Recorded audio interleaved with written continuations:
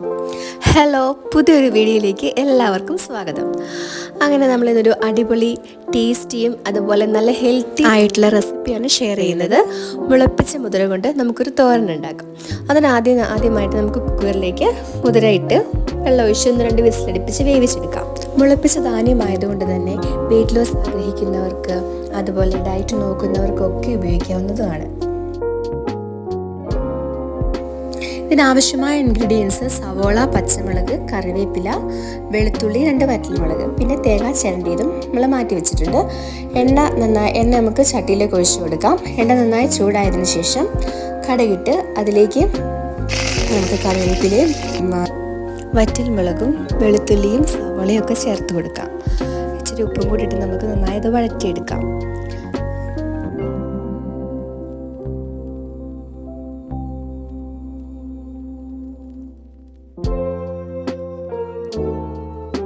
ഇതിലേക്ക് നമുക്ക് മഞ്ഞൾപ്പൊടിയും കൂടെ ചേർത്ത് കൊടുക്കണം. മഞ്ഞൾപ്പൊടി ഇട്ട് അതിലേക്ക് നമുക്ക് തേങ്ങ ഇട്ട് നന്നായിട്ടൊന്ന് വഴറ്റിയെടുക്കാം.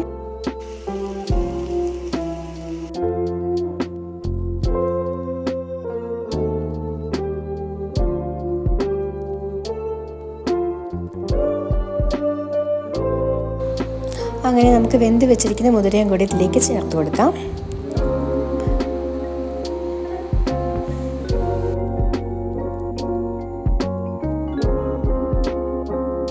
അപ്പം മുതിര മുഴുവനും നമ്മളിപ്പോൾ ഇതിലേക്ക് ഇട്ട് കൊടുത്തിട്ടുണ്ട്. ഇത് നമുക്ക് നന്നായി ഇളക്കി യോജിപ്പിച്ചതിന് ശേഷം അടച്ച് വെച്ചൊരു 5 മിനിറ്റ് വേവിച്ചെടുക്കാം.